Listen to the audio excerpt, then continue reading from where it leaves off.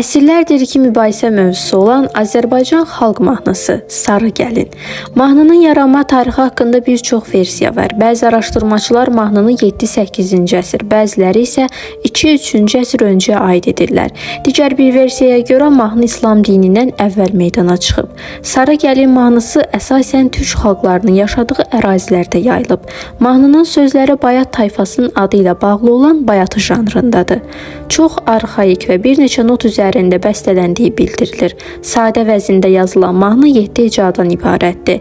Sarı Gəlində əksər Azərbaycan mahnıları kimi Şurl adındadır.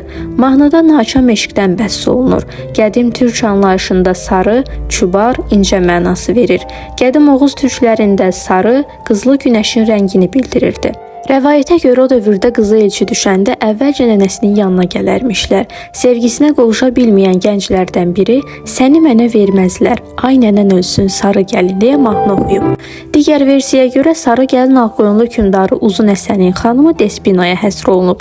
Həsənin anası Sara xatun nicahın bağlanmasına israr etdiyindən toyda Saranın gəlini mahnısı oxunub. Sonralar isə Sarı Gəlinə çevrilib.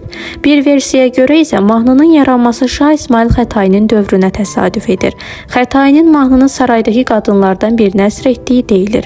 Görkəmli Azərbaycan bəstəkarları Asəf Zeynallı və Səid Rüstəmov mahnını nota köçürüblər. Dramaturq Cəfər Cabbarlı isə mahnını 1905-ci ildə əsəri ilə əbədiləşdirib. Tanınmış ifaçılarımız Hacı Hüsü, Mirzə Səttar, Məmməd Fərzəliyev, Keçəcioğlu Məhəmməd və Cabbar Qaryağdıoğlu bu ölümsüz əsəri ifa ediblər. Təəssüf ki, həmin dövrdə səs yazıları vala köçürülməyib. Akif İslamzadə ilk dəfə 1977-ci ildə mahnını estrada musiqimizə uyğunlaşdıraraq lent alıb. Saçın ucun hörməzlər, gülü sulu dərməzlər, sar gəlin